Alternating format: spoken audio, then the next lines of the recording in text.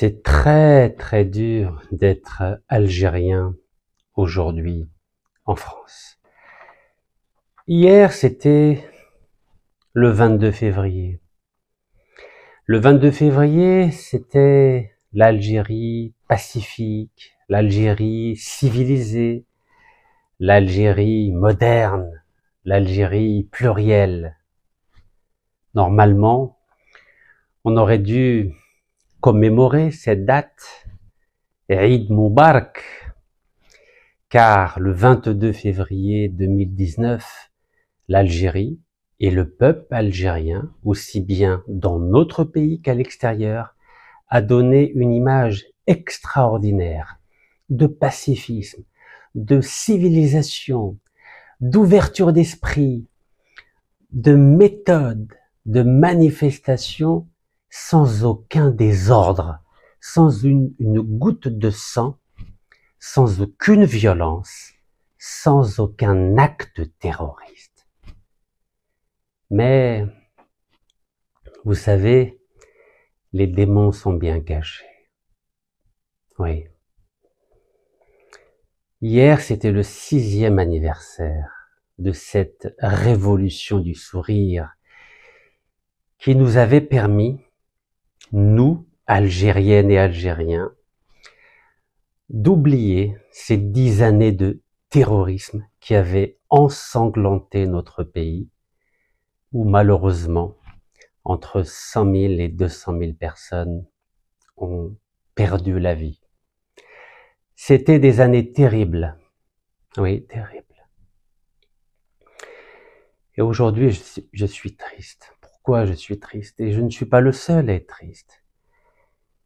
Car hier, pour le 6e anniversaire de cette révolution du sourire qui avait tellement donné d'espoir à notre peuple et qui avait réussi à améliorer de façon significative l'image de notre pays, alors qu'en France, les Gilets jaunes avaient démontré une image de violence, une image d'absence de dialogue, une image qui rappelait la terreur française, car je vous le rappelle, le terrorisme d'État a été inventé par la France des Lumières en 1793, au moment de cette période terrible de l'histoire du monde et qui s'appelait la terreur de Robespierre. 30 000 Français ont été guillotinés tout simplement parce qu'ils n'étaient pas républicains, tout simplement parce qu'ils croyaient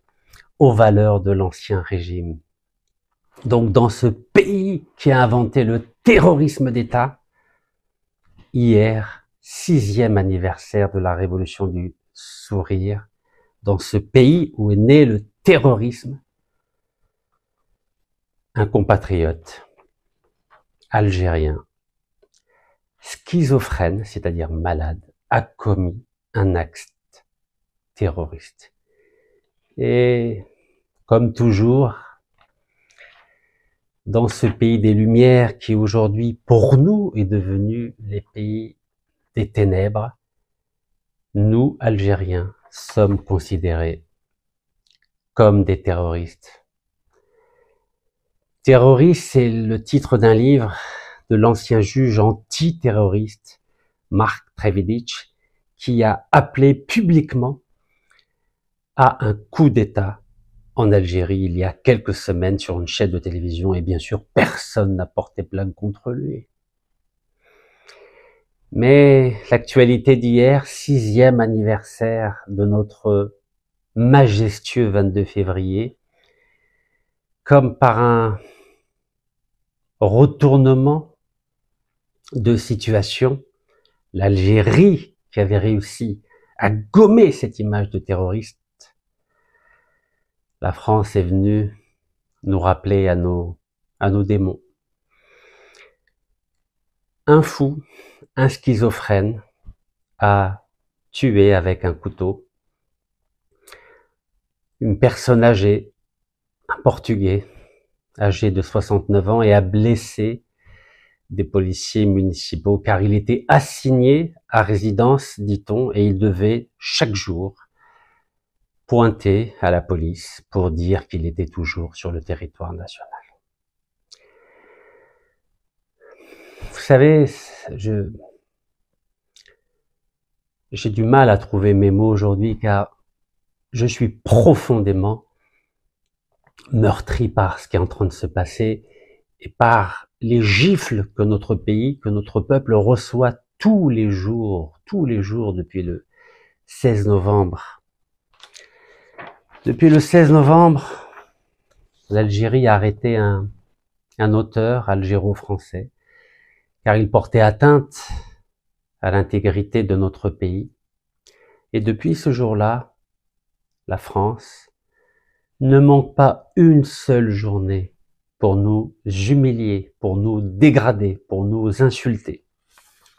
Il y a quelques jours, le fils de l'ancien président de la République, le délinquant président de la République, Nicolas Sarkozy, publiquement appelait à brûler notre ambassade. Le juge que je viens de vous citer, Mark Trevidic, appelait un coup d'État en Algérie. Alors,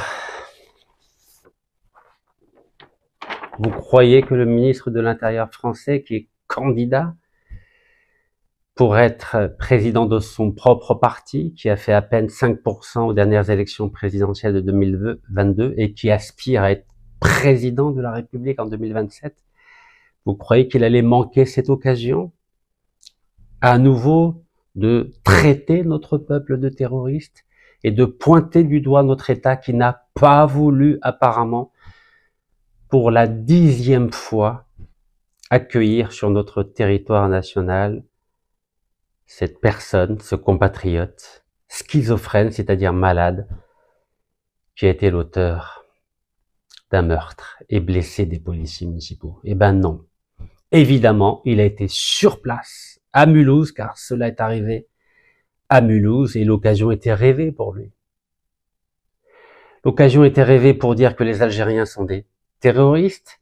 L'occasion rêvée pour lui pour dire que l'État algérien, pour la 10e fois, avait refusé par le biais de son consulat à Strasbourg de délivrer un laissez-passer pour qu'il retourne dans notre pays.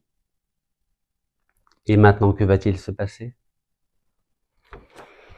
Ben, évidemment, l'opinion publique française, qui a été avertie de ce meurtre, bien sûr, en lui donnant une connotation terroriste, parce qu'évidemment, il faut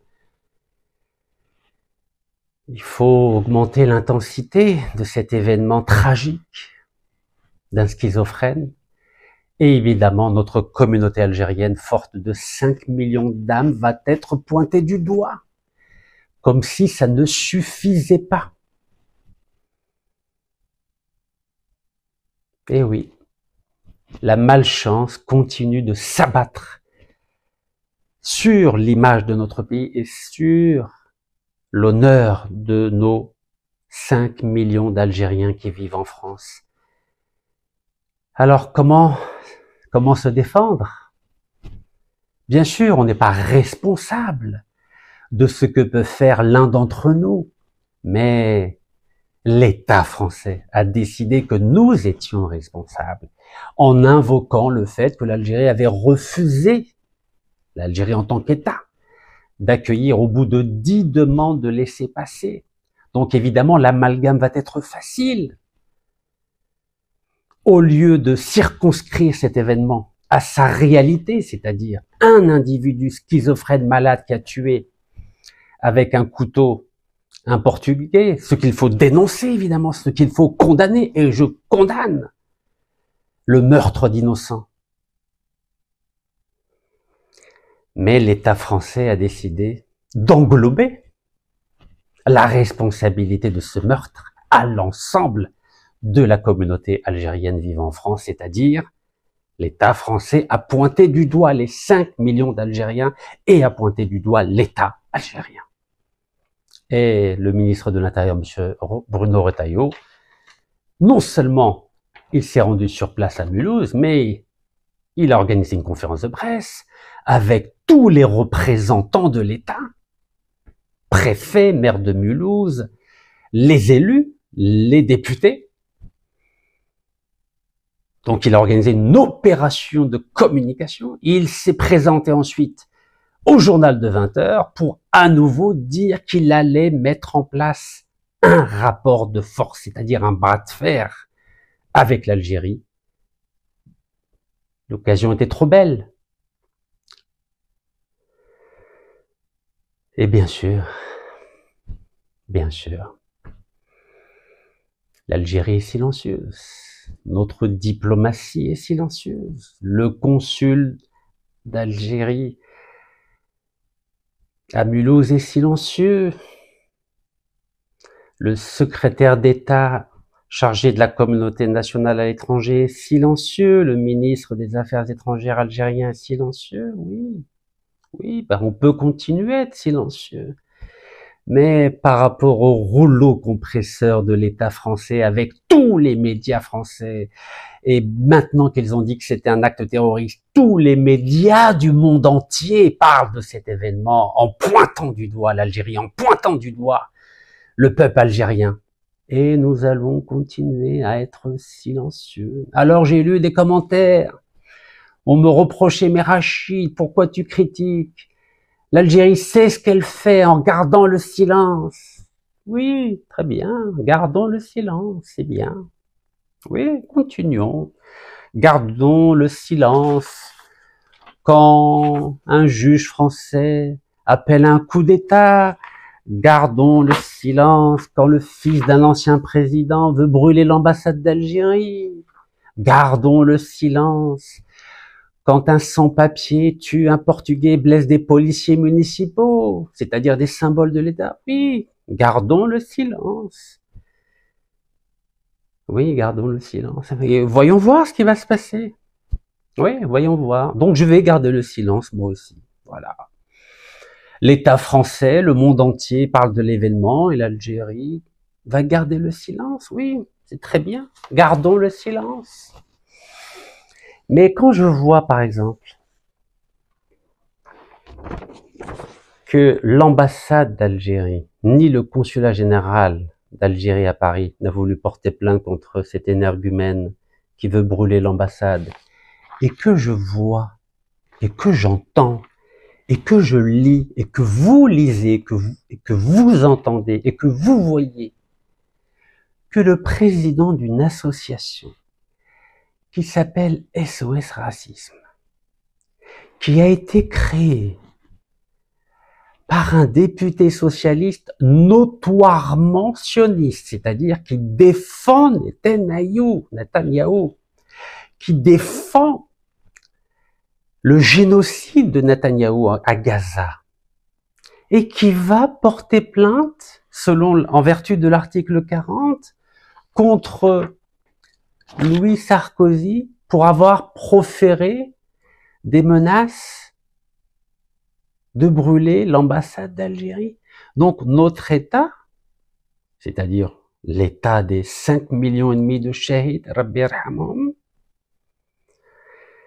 notre diplomatie va laisser une association créée par un sioniste notoire défendre l'honneur de l'Algérie, défendre l'image de l'ambassade d'Algérie, défendre le sang de nos martyrs, défendre le NIF de 46 millions d'Algériens.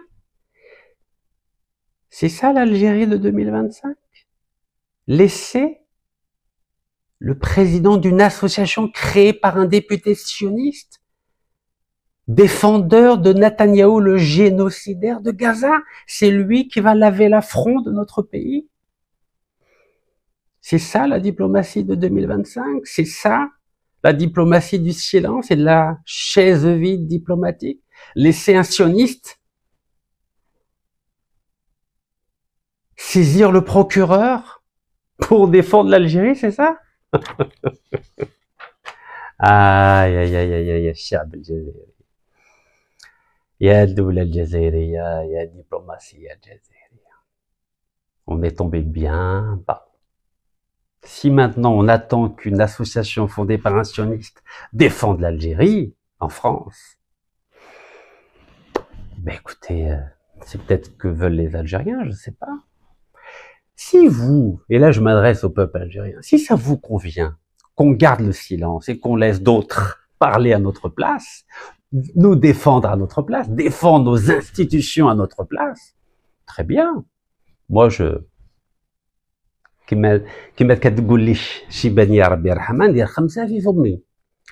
De temps en temps, elle me disait, يا وليدي دير 5 في فمك. Donc voilà, je vais faire ça. ندير 5 في فمي ونخلي une association fondée par un sioniste défendre l'Algérie. Ok, il n'y a pas de problème. Extraordinaire. Ok, excusez-moi, je vous demande pardon de vouloir peut-être, par excès de patriotisme, je sais pas, vous savez, c'est le sang algérien. Vous savez, mes parents, ils sont algériens à 100%. Il n'y a pas de mélange, vous savez, il y a zéro mélange. Peut-être mélange avant, au temps des Vandales, des Romains. Mais si vous reculez 7, 8, 9, 10 générations, vous verrez qu'il y a zéro mélange. Et le DRS a fait son enquête. Ouais, ça me fait mal au cœur. Vous savez, moi, j'ai renoncé à ma nationalité française. Vous savez, j'ai fait un acte que personne n'a fait pour justement essayer d'apporter ma modeste contribution à un état de droit, à une dignité, à une démocratie, à des valeurs, à des principes. Mais quand je vois que depuis quelques mois, quelque chose ne tourne pas rond, je suis obligé de m'exprimer. Vous savez que depuis le 19 janvier 2025, j'ai le droit de faire de la politique, j'ai le droit de m'exprimer politiquement. Et j'ai fait une vidéo en disant que je n'allais pas intervenir dans les affaires intérieures algériennes.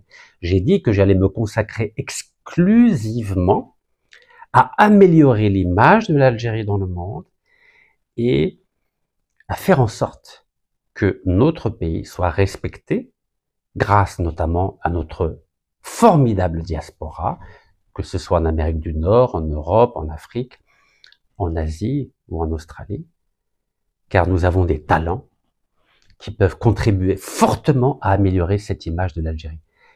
Mais avec ce qui s'est passé hier pour le 6e anniversaire de la révolution du sourire, du Hirak Moubarak, comme disait notre président de la République, c'est Abdelmajid Tebboune, nous allons régresser considérablement en termes d'image, en termes de réputation et en termes de médiatisation. À nouveau, dans le monde entier, l'Algérien est considéré comme un terroriste. J'ai le droit d'être triste. J'ai le droit de ne pas être content en tant qu'Algérien. Et j'ai le droit de dire à mon pays qu'il faut peut-être réagir. Vous savez, depuis 2017, j'ai toujours soutenu le président Abdelmajid Tebboune et je le soutiendrai jusqu'au bout. Je tiens très clair là-dessus. Car il s'est battu en 2017 contre la corruption. Et j'ai publié 2 vidéos sur les Champs-Élysées où j'appelais à le soutenir. Et j'ai dénoncé le fait qu'il l'ait limogé de son poste de chef de gouvernement. C'était le 15 août 2017. Lorsqu'il est devenu président de la République et j'étais en prison, j'ai appelé à ce qu'il y ait un gouvernement de transition avec des hommes et des femmes de loi pour soutenir l'action du président de la République pour la mise en place d'un état de droit. Les vidéos existent, car je l'ai reformulé quand je suis sorti de prison à la faveur d'une première grâce présidentielle le 19 février 2021. Ensuite, vous le savez, j'ai eu une deuxième grâce présidentielle lorsque j'avais été incarcéré à la prison de Schlef, la nuit du 14 au 15 mai 2022. Cette grâce avait été annulée. Et c'est après l'annulation de cette grâce par un clan que j'ignore que le président de la République a décidé de m'accorder une grâce totale le 18 janvier 2023 et je l'ai toujours remercié, je le remercierai toujours car je suis un homme qui a été élevé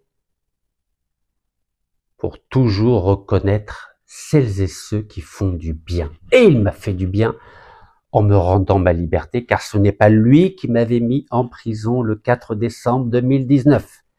C'était sur ordre du général Gaïd Salah Harbi Rahman. C'est la raison pour laquelle je soutiendrai toujours l'action du président de la République. Et vous savez que le président de la République s'est exprimé à plusieurs reprises pour dire qu'il défendrait toujours la communauté nationale à l'étranger. Il a toujours dit que les Algériens de la diaspora étaient la bienvenue en Algérie et qu'il les défendrait toujours. Et c'est la raison pour laquelle il a nommé un secrétaire d'État chargé de la communauté nationale à l'étranger, qui est compétent, regardez son CV, mais qui est absent. Depuis quelques mois, la défense de l'Algérie à l'étranger, elle est simplement l'œuvre de chroniqueurs, de tiktokers, de quelques journalistes, très peu malheureusement, et de votre humble serviteur.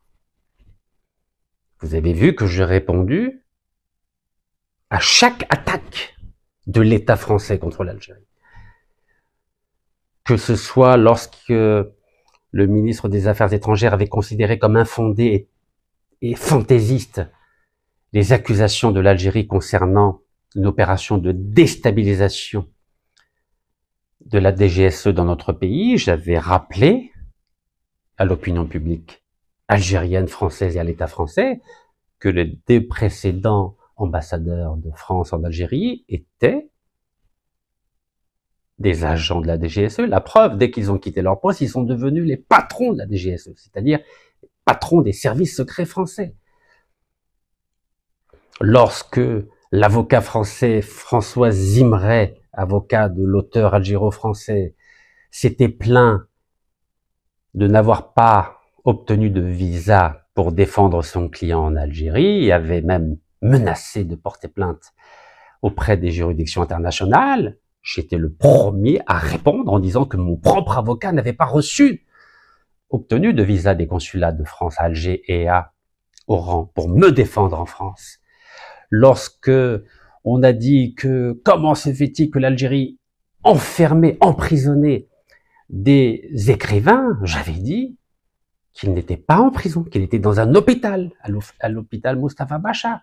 Et j'avais rappelé au bon souvenir cette intelligentsia française que ceux qui ont emprisonné, condamné à mort des écrivains, c'était les Français eux-mêmes.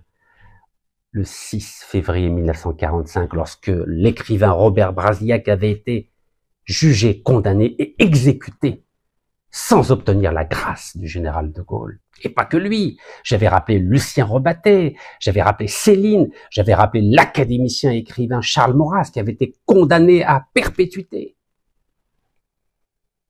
Oui, à chaque fois, j'ai défendu l'Algérie. Et je continuerai à défendre l'Algérie. Lorsque l'enfant de Sarkozy se permet publiquement de dire que si j'étais aux manettes, je brûlerais l'ambassade d'Algérie, j'avais dit, attention, pour porter plainte contre une personne et se constituer partie civile, il faut que l'association ait au moins 5 ans d'existence. Et j'avais dit, avec 2 années d'existence, une association ne peut pas porter plainte. Je vous l'ai dit et je vous l'ai expliqué avec un article de loi. Alors maintenant que j'ai expliqué, comme par hasard, cette association SOS Racisme a été invitée sur une radio algérienne, Beurre FM, et tout d'un coup, le président de cette association fondée par un sioniste a dit « Nous allons saisir le procureur de la République ». Ah oui, en effet, cette association a plus de 5 ans d'âge, elle date des années 80. Ben oui, évidemment, parce que comme la première plainte qu'aurait déposée l'Algérie contre la députée européenne Sarah Knafo, la compagne de Éric Zemmour, le xénophobe notoire, n'avait pas abouti, et la justice française avait même décidé de la classer sans suite, un terrible affront, vous savez très bien. Et là, je vous le dis droit dans les yeux, que si cette plainte avait été déposée par une association qui a plus de 5 ans d'âge, je dis bien jamais la justice n'aurait classé sans suite cette plainte. Et je vous ai donné un exemple. J'ai porté plainte contre le général Denis Favier. Et la plainte n'a pas été classée sans suite. Pourtant, je ne suis pas avocat. Et notre pays a assez d'avocats et de juristes pour faire les choses dans les règles. Donc vous savez très bien que la plainte qui a été déposée par cette association, que je tiens bien sûr à remercier et à honorer, va être classée sans suite, car elle n'a pas 5 ans d'ancienneté. Donc bien sûr, on peut faire silence, on peut faire vœu de silence, comme les hommes d'église en France, certains font vœu de silence, mais vous savez, nous avons été à l'école, nous sommes des gens formés, nous sommes bien sûr des patriotes, mais notre rôle de patriote et de citoyen algérien, qui aimons l'Algérie plus que tout, qui voulons servir le peuple algérien plus que tout, nous avons aussi le devoir d'alerter notre État pour lui dire que parfois, il faut peut-être réagir, car si nous laissons les choses en l'état, notre communauté algérienne qui vit en France va vivre des heures sombres, et vous le savez, l'État algérien le sait. Est-ce que c'est cela que nous voulons? Nous voulons abandonner notre communauté à cette opération de communication terrible qui est en train d'avoir lieu au moment même où je vous parle, après ce meurtre que les pouvoirs publics français ont considéré comme un acte terroriste, alors qu'ils savent très bien que c'est un schizophrène, ils savent très bien qu'il est malade, mais évidemment, ça ne les intéresse pas de dire qu'il est malade.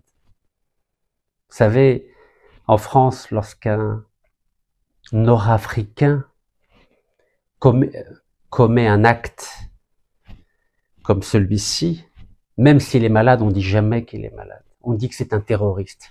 Alors que vous avez vu, il y a pas si longtemps, une semaine à peine, lorsqu'un Français qui s'appelle Owen a assassiné la jeune Louise âgée de 11 ans, on n'a jamais dit que c'était un acte terroriste. Et à chaque fois, bien sûr, on nous remet la terrible rengaine. Mais il a dit Allahu Akbar. Et alors, tous les musulmans disent Allahu Akbar quand ils prient. Allahu Akbar. Tous les musulmans le disent. Ça ne fait pas d'eux pour autant des terroristes, voyons. Mais encore faut-il l'expliquer dans les médias, expliquer à l'opinion publique française que dire Allahu Akbar, ce n'est pas un acte de terrorisme. Mais qui va le faire? Puisque nous n'avons pas d'ambassadeur, puisque les consuls n'ont pas le droit de parler, puisque le secrétaire d'État chargé de la communauté nationale à l'étranger, aussi brillant soit-il, aussi compétent soit-il, il est formé à l'ENA algérienne, l'école nationale d'administration, comme le ministre des Affaires étrangères, M. Ahmed Attaf, et comme l'ancien Premier ministre Ahmed Ouihia, qui fait partie de la même promo que Ahmed Attaf. Ils sont formés, nos dirigeants, nos ministres. Il a même été à l'école à Lyon. Il a un master 2 à Lyon. Il est même doctorant à Lyon. Il était ambassadeur plénipotentiaire en Asie du Sud-Est, à Hanoï, au Vietnam, pour représenter les Algériens à la fois du Vietnam, du Cambodge, de Birmanie, là où il y a eu, vous savez, des assassinats terribles, un génocide contre les Rohingyas. Donc il a de l'expérience, mais il est absent. Mes chers compatriotes, je suis très triste. Et beaucoup aussi sont tristes. Donc, personne va défendre l'Algérie.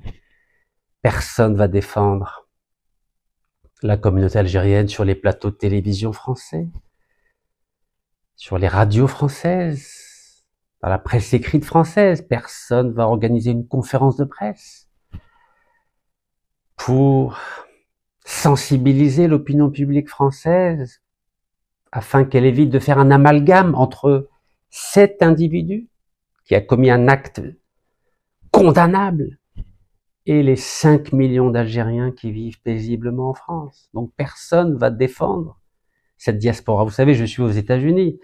Je pourrais, comme certains me disent, ne pas me préoccuper du sort des Algériens qui vivent en France. Mais l'Aral, je ne peux pas.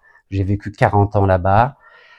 J'ai beaucoup d'affection pour notre communauté et je crois qu'elle ne mérite pas ce traitement de silence qui lui est imposé. Voilà ce que je voulais vous dire aujourd'hui à l'occasion de ce terrible drame qui a eu lieu à Mulhouse et qui est en train de salir par la date même où il a eu lieu cette magnifique promesse du 22 février 2019 et que le président Sir Abdelmajid Tebboune considère lui-même comme un Hirak Moubarak. Barakallahu fikum. Tahiyya Jazair. Wallah yarham shuhada inshallah. Et toutes mes condoléances aux parents et à la famille de ce Portugais de 69 ans qui a été tué à Mulhouse par un de nos compatriotes.